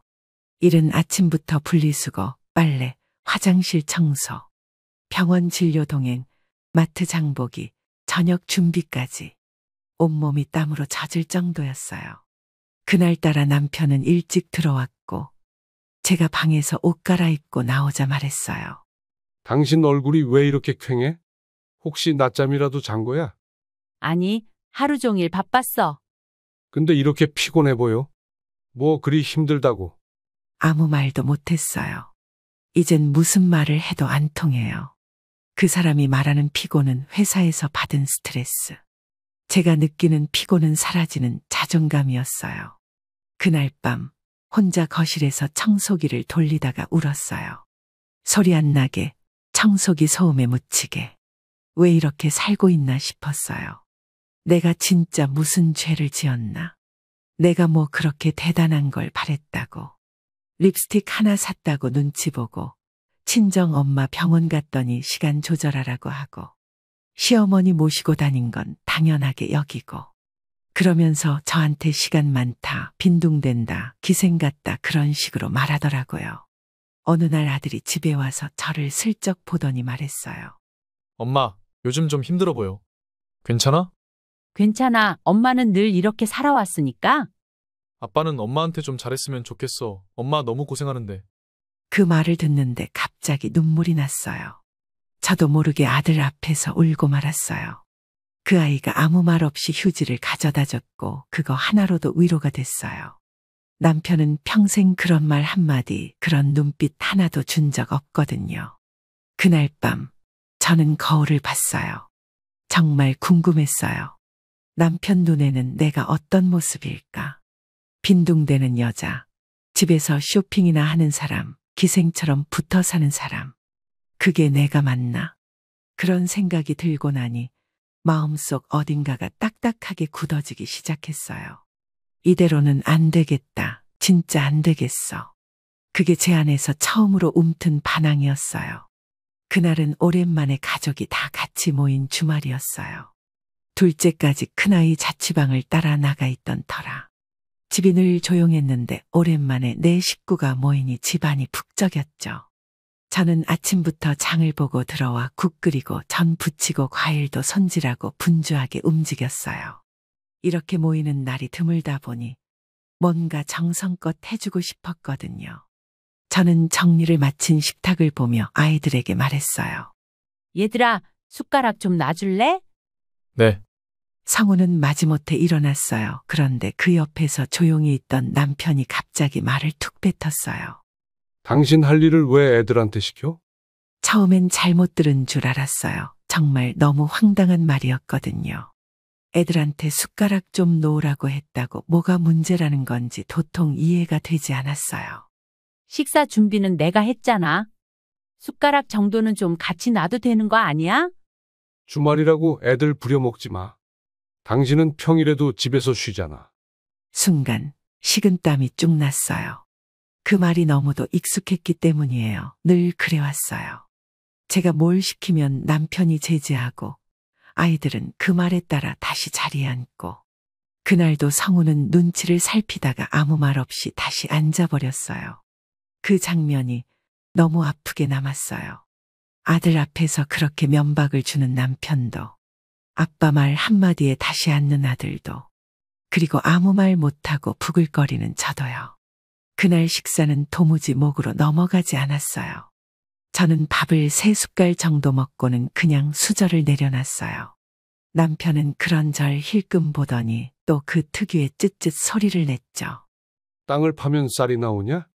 밥 남기지 말고 먹어. 그 말이 귀에 너무 쩌렁쩌렁 울렸어요. 다 큰 자식들 앞에서 쌀 아깝다고 하는 그 말이요. 그게 제게는 당신은 그 밥값도 못한다는 뜻으로 들렸어요. 그날 저녁 식구들은 거실에서 TV를 보며 웃고 있었고 저는 설거지를 하며 혼자 울고 있었어요. 이게 우리 가족의 모습인가 싶었어요. 나는 밥을 하고 상을 차리고 다 치우고 있는데 아무도 그걸 당연하지 않다고 생각하지 않더라고요. 엄마니까 당연하지. 그 말이 제일 무서운 말이에요. 며칠 후였어요. 작은 방을 정리하다가 남편과 둘째가 주고받은 문자 하나를 우연히 보게 됐어요. 엄마 또 왜 그래? 요즘 예민하신가 봐. 그냥 냅둬. 원래 그러니까. 그 두 줄이 가슴을 후벼 팠어요. 그냥 냅둬. 원래 그러니까. 제가 그렇게 취급받는 사람이었구나 싶었어요. 그 주 주말 남편 친구의 모친상으로 장례식에 가야 했어요. 장롱을 열었는데 입을 옷이 없었어요. 그래서 10년 전에 샀던 검은색 원피스를 꺼냈어요. 솔직히 입을 때마다 부끄러웠어요. 목이 살짝 늘어나고 단추도 반쯤 달았고요. 그런데 남편은 그 옷을 보자마자 말했어요. 그 옷밖에 없어? 좀 체면 차리자. 장례식이잖아. 그 말에 또 가슴이 철렁 내려앉았어요. 체면 차리자고요. 체면 차릴 돈도 시간도 허락하지 않던 건 누구였는데요. 8,000원짜리 립스틱 하나 샀다고 난리쳤던 사람이 왜 체면은 따지냐고요. 새 옷 쌀 돈이 어디 있어? 당신이 눈치 주니까 하나도 못 샀잖아. 그래도 있는 옷 좀 잘 골라 입지. 후줄근하게. 그 말에 결국 저는 입던 옷을 입고 갔어요. 가는 길 내내 창밖만 봤어요. 장례식장에서 남편 친구 아내가 묻더라고요. 요즘에도 전업주부 하는 분 있어요. 대단하시네. 부럽다. 부러워. 정말 웃고 싶은데 입꼬리가 움직이지 않더라고요. 그날 저녁 집에 와서 남편이 말했어요. 오늘 당신 옷 좀 너무했어. 내가 다 민망하더라. 그 말을 듣는데 갑자기 숨이 턱 막히고 울컥했어요. 민망하다고요. 당신은 한 번이라도 내가 민망했던 순간들을 기억은 해요. 며칠 후 남편이 택배 하나를 들고 왔어요. 장례식 옷이 후질근하다길래 검은 티 하나 샀어. 그러고는 상자를 식탁에 툭 던지듯 놓았어요. 그리고 말했어요. 부럽다. 진짜 당신은 결혼 잘했지. 집에서 쇼핑만 하면 되니까. 그 말을 듣는 순간 심장이 뚝 떨어지는 느낌이었어요. 내가 언제 쇼핑만 했는데 그거 5만 원짜리 옷이야? 5만 원이 쉽게 버는 줄 알아? 당신은 그걸 우습게 알잖아. 나도 돈 버는 게 얼마나 힘든지 알아. 하지만 내가 5만 원도 마음대로 못 써. 내가 적선을 한 것도 아니고. 그날은요, 정말이지 참을 수가 없었어요. 처음으로 남편 앞에서 소리를 질렀어요. 당신이 일 그만두라고 했잖아. 왜 이제 와서 사람을 기생 취급을 해? 내가 언제 기생 취급을 했다고 그래? 뭐 시켜 먹는 것도 눈치 줘. 옷 하나 사 입는 것도 눈치 줘. 사람을 맨날 빈둥거리는 것처럼 비꼬면서. 내가 뭐 틀린 말 했어? 처음부터 끝까지 다 틀렸어. 그 말에 남편은 아무 말도 하지 못했어요. 아마도 제 눈빛이 달라진 걸 느꼈겠죠. 그날 이후 저도 변했어요. 그날은 정말 오랜만에 남편이 늦는 날이었어요. 늘 칼같이 퇴근해서 저녁 6시 반이면 현관문을 열던 사람이었는데 그날따라 회식이 있다고 하더라고요. 몇 시쯤 와? 몰라. 회식 있으니까 늦어. 당신 먼저 자. 그 말에 너무 기분이 좋았어요. 누가 들으면 이상하다고 하겠지만 전 정말이지 숨통이 트이는 기분이었어요. 그 사람 없는 집이 이렇게 조용하고 넓었구나 싶더라고요. 집안일을 마치고 소파에 앉았어요. 오랜만에 드라마를 틀었는데 그 속에서 맛있는 치킨이 튀겨지고 있더라고요. 기름에 지글지글 튀겨진 닭다리, 치즈소스 퐁당, 옆에는 시원한 맥주 한 잔. 보는데 속이 울컥했어요. 나도 한 번쯤 저렇게 먹어보고 싶다. 그 단순한 욕망이 그렇게 절절할 줄 몰랐어요. 그날 저녁밥은 혼자 대충 해결했어요. 찬밥에 물 말아서 김치 몇 점. 먹고 나서도 배가 허하더라고요. 허한 게 배 때문만은 아닌 것 같았어요. 그래서 결국 치킨을 검색하기 시작했어요. 배달 앱을 열고 후라이드 하나 클릭하고 맥주도 하나 추가하고 결제 직전 문득 멈칫했어요. 그 사람 얼굴이 떠오른 거예요. 치킨을 보고도 한숨 쉬던 그 얼굴, 혀를 차던 모습, 땅을 파면 치킨값 나오냐던 목소리. 갑자기 손가락이 멈췄어요. 내가 왜 이걸 주문하면서 눈치를 봐야 해? 그 순간 진심으로 서러움이 몰려왔어요. 그래서 일부러 소리내서 말했어요. 이 정도도 못 먹고 살면 뭐하러 살아? 결제를 누르고 현관 앞에서 배달을 기다리는데 어찌나 두근거리던지요. 누가 들으면 연애하는 줄 알았겠어요. 치킨이 도착했어요. 혼자 소파에 앉아 맥주 한 잔 따르고 닭다리 하나를 베어 물었죠. 세상에 그렇게 맛있는 건 처음이었어요. 아, 나 이 맛을 왜 잊고 살았을까 싶더라고요. 사람이 배고파서가 아니라 마음이 헛헛해서 먹고 싶은 날이 있잖아요. 그날이 딱 그랬어요. 치킨이 아니라 위로였고 맥주는 슬픔을 씻는 물 같았어요. 다음 날 아침 남편이 현관문을 열고 들어왔어요. 저는 치킨 박스를 아직 치우지 못한 상태였어요. 그 사람이 식탁을 힐끔 보더니 말없이 박스를 열어봤어요. 그러곤 혀를 찼어요. 다 먹지도 않을 걸 시켜? 땅을 파면 치킨값이 나와? 그 한마디에 저는 또다시 가슴이 턱 막혔어요. 아무리 생각해도 내가 무슨 잘못을 했나 싶었어요. 그냥 혼자 있는 날 치킨 하나 시켜 먹은 게 전부인데. 치킨 하나 시켜 먹은 게 그렇게 문제야? 당신은 일도 안 하면서 왜 이렇게 함부로 써? 내가 치킨도 못 시켜 먹는 사람이야? 내가 말 안 했냐? 알뜰하게 살자고. 그 순간 그동안에 억눌렸던 감정이 다 터졌어요. 나는 알뜰한 게 아니라 비굴하게 살고 있었던 거야. 당신 눈치 보느라 내가 나를 없애고 살았다고. 그래도 그건 좀 과장이지 않냐? 그런 말 입 밖에 내기 전에 당신은 내 하루가 어떤지 알아야 돼. 당신이 보는 거 그게 내 전부가 아니야. 그날 이후 저는 남은 치킨을 억지로 다 먹었어요. 두 끼에 나눠서 기름진 걸 싫어하면서도 꾹 참고 먹었어요. 왜냐고요? 그 사람이 먹지도 않을 걸 왜 시켰냐는 말이 떠올랐거든요. 남기면 낭비한 사람, 남기지 않으면 그래도 내가 내 뜻대로 했다는 위안이라도 있었어요. 며칠 후 마트에 갔다가 세일 중이던 립스틱을 봤어요. 또 멈칫했어요. 손이 갔지만 결국 내려놨어요. 하지만 그날 밤에 다시 생각이 났어요. 왜 내가 이걸 못 사? 내가 나를 위해 쓸 돈 하나도 없는 사람이야. 그때 처음으로 내가 돈을 벌어야겠다는 생각이 들었어요. 누구에게도 눈치 안 보고 립스틱 하나, 도시락 하나 맘 편히 살 수 있는 사람이 되고 싶다고요. 남편은 여전히 눈치 없는 말을 던졌어요. 밥상 차릴 시간에 인터넷 쇼핑이나 하고 있냐? 왜? 내가 뭘 하면 안 돼?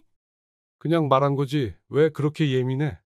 이제는 그 말에도 덜 흔들리게 되었어요. 서러움이 지나면 사람은 단단해지더라고요. 그날 밤 다시 배달 앱을 켰어요. 이번엔 치킨이 아니라 도시락. 한솥 도시락 하나에 사이다 하나. 혼자 먹는 한 끼지만 내가 선택한 한 끼라는 사실이 너무 좋았어요. 그게 시작이었어요. 작고 사소한 소비, 눈치 보지 않는 식사. 혼자라도 맛있게 먹고 싶다는 감정. 그게 저를 조금씩 바꿨어요. 내가 살고 싶은 방식이 뭔지 처음으로 생각하게 됐거든요. 그날은 동생에게서 전화가 왔어요. 아버지가 요즘 부쩍 정신이 흐려지고 이상한 말이 늘어났다고 하더라고요. 며칠 전엔 집 주소도 기억을 못하고 밖에 나갔다가 경찰서에 데려다 주신 분 덕에 겨우 돌아오셨대요. 그 말을 듣는데 갑자기 눈앞이 흐려졌어요. 병원은 검사는 했어? 동생이 한숨을 쉬며 말했어요. 했지, 치매래. 이젠 혼자 두는 건 무리래서 요양원 알아보고 있어. 그 말을 듣고 가슴이 철렁 내려앉았어요. 언젠가 올 줄은 알았지만 막상 이렇게 들으니까 마음이 무너졌어요. 며칠 뒤 동생과 오빠가 정한 요양원에 다녀왔어요. 시설도 깔끔했고 간병인도 친절했어요. 무엇보다 아버지가 그곳을 편안해 하셨어요. 그래서 결정을 내렸죠. 형제 3명이 매달 비용을 나눠서 부담하기로요. 요양원비는 한 사람당 70만 원 정도였어요. 엄청 큰 돈은 아니지만 갑자기 생긴 지출이니까 마음의 준비는 필요했죠. 그날 저녁 남편에게 말을 꺼냈어요. 아버지 요양원 들어가셨어? 형제들이랑 매달 나눠서 비용 내기로 했어. 요양원 왜 꼭 거길 가셔야 돼? 치매가 많이 진행됐어. 혼자 두면 위험하니까? 근데 매달 70만 원이나 들어? 그렇게 비싼 데를 꼭 가야 해? 그 말의 순간 말문이 막혔어요. 그렇게 비싼데? 그렇게 말하는 당신은 본인 어머니가 불편해졌을 땐 당연히 내가 다 수발하길 바랬잖아요. 그땐 아무 말도 없이 내가 병원 보내고 모시고 다니고 밥 해드리고 다 했어요. 이 돈은 내가 낼 거야. 당신 돈 안 써. 그래도 부부인데 그건 같이 의논해야지. 의논, 당신은 시어머니 일 하나도 의논 안 했잖아. 그냥 당연하다는 듯이 나한테 맡겼잖아. 남편은 그 말에 잠깐 입을 다물더니 결국 이런 말을 했어요. 그건 우리 엄마고 이건 당신 부모잖아. 그 말을 듣는 순간 목 안쪽이 뜨거워지면서 숨이 막혔어요. 그건 우리 엄마고 이 말이 사람 입에서 쉽게 나올 수 있는 말인가요? 내 부모는 왜 그렇게 아무 의미 없는 존재가 되어야 하죠? 며칠 뒤 통장에 들어온 남편의 생활비에서 10만 원이 빠져 있었어요. 조심스럽게 물었더니 보험이 새로 들었다고 하더라고요. 어떻게든 자신에 대한 지출은 정당화하면서 저는 부모 요양원비도 눈치를 봐야 하는 삶이었어요. 그날 밤 저는 혼자 부엌에서 김치를 꺼내 먹었어요. 진짜 밥맛도 없고 기운도 없고 근데 속이 너무 허전했어요. 내가 무슨 죄를 지었나? 그런 생각이 문득 들었어요. 며칠 뒤 친정에 다녀오고 요양원에 필요한 물품들을 챙겨드리면서 다시 생각이 났어요. 내 인생에서 누가 날 챙긴 적이 있었나? 결혼하고 25년 넘게 살면서 나는 늘 누굴 챙기기만 했어요. 남편, 자식들, 시부모, 친정, 학원 셔틀, 반찬 챙기기, 병원 동행. 근데 정작 내 기분, 내 시간, 내 삶은 아무도 관심 없어 했어요. 내가 이래서 일을 다시 시작하려는 거야. 당신 눈치 안 보고 내 돈으로 내 부모 돌보려고. 그 말을 남편에게 조심스럽게 꺼냈어요. 그랬더니 그 사람 비웃더라고요. 지금 나이에 무슨 일자리를 하겠다고? 당신이 무슨 경력이 남아있어? 나도 알아. 쉽지 않다는 거. 근데 시도라도 해보는 게 중요하잖아. 그럼 집은 누가 돌보는데? 당신 없으면 엉망될 텐데. 그 말에 진심으로 웃음이 났어요. 엉망이라고요. 지금까지 그 집이 그렇게 돌아간 건 내가 죽도록 돌봤기 때문이잖아요. 그날 밤, 저는 휴대폰을 꺼내 다시 김지연 씨에게 문자를 보냈어요. 전에 말한 일자리 아직 있을까요? 그 사람에게 들은 적 있어요. 오히려 50대 이상 대졸 여성 찾는 사람들 꽤 있어요. 아이 돌보는 일, 엄마 밥 해주는 거, 숙제 봐주는 거, 그게 경력이라니까요. 그 말을 들은 게 몇 달 전이었어요. 그땐 남편 눈치 보느라 못 움직였지만 이젠 달라졌어요. 요양원비도 눈치 보고 치킨도 눈치 보고 옷 하나도 허락받아야 하고 그런 인생 더는 못 살겠다는 결심이 섰어요. 작지만 분명한 결심이었어요. 내가 이제부터는 내 인생을 살 거야. 나도 내가 쓸 돈 벌고 내가 책임질 거야. 그 말은 남편에게가 아니라 제 자신에게 하는 다짐이었어요. 처음 문을 두드릴 때 손이 정말 떨렸어요. 그 작은 벨 하나 누르는데 왜 그렇게 겁이 났는지 모르겠어요. 혹시 내가 민폐가 되면 어쩌지? 너무 늦은 나이에 시작하려는 건 아닐까? 온갖 생각이 머릿속을 휘저었어요. 문을 열어준 건 김지연 씨였어요. 학원 차량 시간에 대해 얘기 나눈 적은 있었지만 이렇게 집 안까지 들어간 건 처음이었죠. 어머, 선미 씨 오셨어요? 아이는 방에 있어요. 먼저 간단하게 점심부터 부탁드릴게요. 입을 다문 채 부엌으로 향했어요. 냉장고를 열어보고 있는 재료로 후다닥 달걀 볶음밥을 했어요. 그리고 반찬 2가지, 된장국까지. 지연 씨가 아이와 함께 식탁에 앉더니 깜짝 놀라더라고요. 이렇게 빨리? 어머, 너무 맛있다. 그 말을 듣는데 눈물이 날 것 같았어요. 그 짧은 한마디가 얼마나 고맙던지요. 누군가가 내가 만든 음식을 맛있다고 해준 게 얼마만인지 모르겠어요. 돌봄 일은 생각보다 제게 딱 맞았어요. 아이들을 돌보는 일도 숙제를 봐주는 일도 낯설지 않았어요. 그동안 제 아이들에게 했던 일들이었으니까요. 저는 이 일이 처음이지만 동시에 경력이 가장 긴 분야라는 생각이 들었어요. 가족들은 몰랐지만 저는 정말 많은 걸 할 줄 아는 사람이었어요.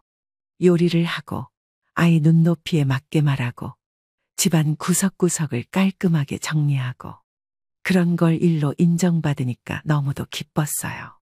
일을 시작한 지 한 달쯤 되었을 때였어요.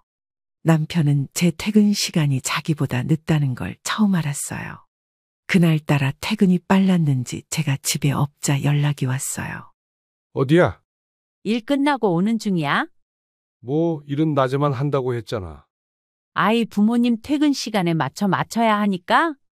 아니, 그럼 저녁밥은? 그 질문에 갑자기 웃음이 나왔어요. 늘 제가 차려주던 밥이 이제서야 불편해진 거예요. 그 사람은 집에 오면 밥상은 차려져 있어야 한다고 생각했던 거죠. 냉장고에 반찬 있어. 데워 먹어. 그 말을 하면서도 속이 다 시원했어요. 그 한마디가 저한텐 선언 같았어요. 나는 더 이상 당신만을 위해 존재하는 사람이 아니야. 남편은 그 뒤로 계속해서 트집을 잡았어요. 집에 있던 사람이 갑자기 밖에서 돈 번다고 뭐가 그렇게 대단하다고 생각해? 대단하지 않아. 그냥 내가 나를 위해 하는 거야. 그 돈 벌겠다고 집안일 소홀히 하면 곤란한 거 알지? 그동안은 내가 집안일 과하게 한 거지. 지금이 정상인 거야. 그 말에 남편은 아무 말도 못했어요. 이제는 저도 더 이상 눈치 보지 않게 됐거든요. 일을 하다 보니 몸은 좀 더 피곤했어요. 하지만 마음은 너무 편했어요. 누군가의 시선으로 존재 가치를 평가받는 삶이 아니라 내가 나를 위해 일하고 내 손으로 번 돈으로 작은 걸 사도 눈치 안 보는 삶. 그게 이렇게 행복한 줄 몰랐어요. 그날도 일 끝나고 편의점에 들러 도시락 하나랑 작은 손 세정제를 샀어요. 계산할 때 카드를 내밀면서도 손이 안 떨렸어요. 남편의 통장에서 나가는 돈이 아니었으니까요. 내가 번 돈이었으니까요. 집에 돌아와 도시락을 먹고 있을 때 남편이 현관문을 열고 들어왔어요. 식탁에 놓인 쓰레기 봉투를 보더니 말했어요. 이건 왜 안 버렸어? 저녁에 나갈 때 버릴 거야. 당신이 일찍 왔잖아. 낮에 좀 치우지. 그 시간에 일했어. 나도 당신처럼 일하고 왔어. 그 말에 남편은 잠깐 멈칫했어요. 제가 당신처럼이라는 말을 꺼낼 줄 몰랐던 거죠. 다음 날은 더 늦게 귀가했어요. 도서관 사서보조 아르바이트도 구하게 됐거든요. 김지연 씨가 아이가 초등학교에 입학하면서 도움을 요청했고 저는 오후에는 도서관에서 일하게 됐어요. 이제 당신은 밤마다 늦게 다니는 사람이야? 그런가 봐. 일하니까? 그럼 밥은 누가 해? 당신도 할 수 있잖아. 나도 당신처럼 일하는데 왜 나만 해야 돼? 이젠 그렇게 말할 수 있게 됐어요. 혼자서 벌 수 있고 나 자신을 책임질 수 있는 사람이니까요. 그날 밤 저는 처음으로 남편 없이 드라마를 보며 웃었어요. 예전엔 웃어도 죄책감이 들었어요. 내가 이렇게 여유 부려도 되나 싶었죠. 근데 지금은 아니에요. 나는 지금 내 삶을 살고 있어요. 사람답게요. 그날은 도서관 아르바이트 마치고 집에 돌아오는 길이었어요. 밤 9시가 조금 넘은 시간이었고 날씨는 아직도 쌀쌀했어요. 하지만 제 마음은 이상하게도 따뜻했어요. 하루 종일 움직이고 일하고 스스로 벌어들인 돈으로 저녁거리도 사고 집에 들어가면 할 일은 많지만 그래도 괜찮았어요. 현관문을 열었을 때 남편이 거실에 앉아 있었어요. 평소보다 불편한 표정으로 저를 쳐다보더니 묻더라고요. 이 시간까지 뭐 했어? 도서관 일하고 왔어. 집안 꼴 좀 봐. 이게 집이야. 집은 평소보다 조금 어질러져 있었어요. 아침에 급하게 나가느라 빨래는 세탁기에 있었고 식탁 위에 책 한 권이 놓여 있었죠. 청소는 내일 하면 되잖아. 당신이 이런데 신경 안 쓰면 누가 써? 당신까지 밖에 나가서 바쁘면 나는 어떻게 하라는 거야? 그 말에 머리가 띵했어요. 당신까지라는 말 속엔 여전히 나는 밖에서 일하고 당신은 집을 지켜야 한다는 뜻이 담겨 있었어요. 그럼 나보고 계속 집에만 있으라고? 당신 밥 챙기고 빨래하고 청소나 하면서? 그게 나쁜 거야? 그동안 그렇게 잘 해왔잖아. 잘 해왔다고? 그건 내가 하고 싶어서 한 게 아니라 해야만 했으니까 한 거야.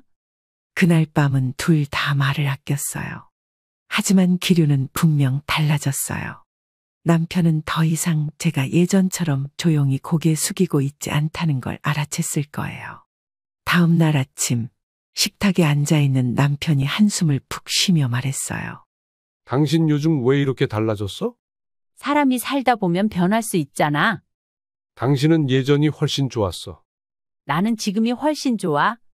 그 말에 남편은 수저를 탁 놓고 말했어요. 이러다 이혼하자고 나오는 거 아니야? 그래, 이혼하자. 그 말은 예상보다 훨씬 쉽게 나왔어요. 기다리고 있었던 말인 것처럼. 남편은 순간 말을 잃었어요. 그리고는 말도 안 되는 표정으로 웃더라고요. 내가 그동안 당신을 어떻게 해줬는데? 내가 먹여주고 재워줬더니 이젠 배신이야? 그런 말은 그만해. 내가 뭐 해야? 당신이 나 키운 것도 아니고. 다시 생각해봐. 지금까지 살아온 세월이 있는데. 그동안 살아온 세월보다 앞으로 살아갈 날이 더 중요해. 난 지금부터 나답게 살고 싶어. 남편은 처음엔 화를 냈어요. 책상을 치고 소리를 높이고 막말도 섞였죠. 하지만 그럴수록 저는 더 냉정해졌어요. 나는 이제 당신 없어도 괜찮아. 내가 벌어 쓸 수 있고 내가 내 삶을 꾸릴 수 있어. 당신한테 더는 의존하지 않아. 그 말이 남편에겐 가장 큰 충격이었나 봐요. 지금까지 저를 올감했던 건 돈줄이었거든요.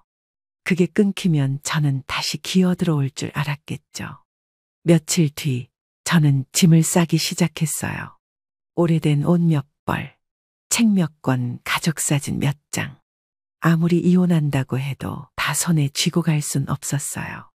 하지만 그 대신 제 마음에 새긴 결심 하나는 꼭 가지고 나가야 했어요. 그날도 남편은 말렸어요. 한 번만 다시 생각해. 네가 감정적으로 변해서 그런 거잖아. 나는 감정이 아니라 현실을 바꿔야겠다는 결심을 한 거야. 집을 나오던 날 현관문 앞에서 신발을 신는데 눈물이 났어요. 아쉽거나 미련이 있어서가 아니었어요. 이제야 나를 위한 삶을 시작한다는 그 벅참 때문에요. 그동안 고마웠어. 하지만 이제는 나를 위해 살게. 남편은 뒤에서 아무 말도 하지 않았어요. 그 사람도 뭔가 느꼈겠죠. 제가 더는 돌아오지 않을 거라는 걸. 며칠 후 이혼 서류를 들고 법원에 갔어요. 혼자였지만 하나도 두렵지 않았어요. 모든 절차를 차분하게 밟았고 주소도 새로 옮겼어요. 새로운 공간, 새로운 리듬, 새로운 나. 이제 당신 없어도 괜찮아요. 나는 나로 살아갈 수 있어요. 그동안 여자니까, 아내니까, 엄마니까 참아야 한다고 생각했어요. 하지만 아니었어요. 사람은 누구나 사람답게 살아야 해요. 그리고 저도 이제서야 그걸 알게 됐어요. 이혼하고 처음 맞은 아침은 이상하게 고요했어요. 시계 알람도 안 울렸는데 해가 얼굴을 들이미는 소리에 눈을 떴어요. 그날따라 공기까지 달라 보였어요. 익숙한 냄새도 없고 누구 밥 차릴 생각도 없고 심지어 오늘이 무슨 요일인지 잠깐 헷갈릴 정도였어요. 그런데요. 아무것도 하지 않아도 되는 그 시간이 그렇게 소중한 건 줄 몰랐어요. 평생을 남편 밥 시간, 자식 학교 시간, 시부모 병원 시간에 맞춰 살았던 사람이 이제야 내 시간에 맞춰 숨을 쉴 수 있었어요. 그날은 커피 한 잔을 내려서 조용히 베란다에 앉았어요. 햇볕을 쬐면서 처음으로, 진짜 처음으로 제 이름을 불러봤어요. 박선미, 이제 나로 살자. 일은 계속 다녔어요. 돌봄 일은 여전히 아침마다, 도서관 일은 주 3회로 조절해서 다녔어요. 힘들 때도 있었지만 그건 나를 위해 힘든 거라 오히려 기쁘더라고요. 김지연 씨가 어느 날 물었어요. 선미 씨, 얼굴이 더 환해졌어요. 비결이 뭐예요? 사람답게 살기 시작했거든요. 그 말이 진심이었어요. 누구 눈치 보지 않고 나를 위해 뭔가를 할 수 있다는 게 얼마나 벅차고 소중한 건지 이제는 알겠더라고요. 혼자 산다는 건 외로운 일이기도 했어요. 특히 밤에 조용한 집안에 불을 켜고 들어설 때는 괜히 눈시울이 붉어지기도 했어요. 하지만 그 외로움이 두려워 다시 돌아가고 싶진 않았어요. 그 외로움 덕분에 내가 나를 안아주는 법을 배웠거든요. 집 안에는 작은 테이블 하나, 책장 하나, 좋아하는 찻잔 몇 개가 있었어요. 누구는 수수하다고 했지만 저는 제 공간이 너무 좋았어요. 그러던 어느 날 남편에게서 연락이 왔어요. 전화가 아닌 문자였어요. 잘 지내지? 밥은 챙겨 먹고? 딱히 뭐라 할 말이 없어서 답장을 안 했어요. 그랬더니 다시 연락이 왔어요. 우리 그동안 참 오래 살았지. 혹시 다시 생각해 본 적은 없어? 순간 숨이 턱 막히는 줄 알았어요. 이 사람은 아직도 모르는구나 싶었어요. 제가 얼마나 힘들었고 그 시간을 벗어나기 위해 얼마나 결심했는지를. 그때 나는 내가 사람이 아닌 줄 알았어. 그래서 미안하다고 하잖아. 그땐 내가 몰랐어. 미안하다는 말보다 다시는 그런 말 안 할 사람이 돼야지. 그날 이후로 연락은 끊겼어요. 남편도 아마 느꼈을 거예요. 이제 제가 예전에 그 여자가 아니라는 걸.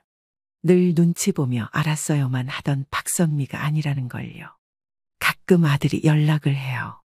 엄마, 주말에 시간 돼? 같이 밥 먹자. 그래, 이번엔 내가 맛있는 거 살게. 엄마가 번 돈으로? 그럼 이제 엄마도 나만의 통장이 있어? 그 말을 하면서도 마음이 찡했어요. 누군가에게 돈을 버는 일이 아무것도 아닐지 몰라도 저한텐 세상에 내 자리 하나가 생긴 거였거든요. 요즘은 도서관 일을 마치고 집에 돌아오면 책을 펼쳐요. 30년 만에 다시 시작한 독서예요. 처음엔 문장이 잘 안 읽혔는데 이제는 문장 하나하나가 살을 파고 들어와요. 그 책 속 인물들과 내가 대화하는 느낌이에요. 나는 이제 더 이상 남편의 아내도 누군가의 엄마도 아닌 그냥 박선미라는 사람으로 살아가요. 창밖을 보면 계절이 바뀐 게 보여요. 예전에는 그런 것도 잘 못 봤어요.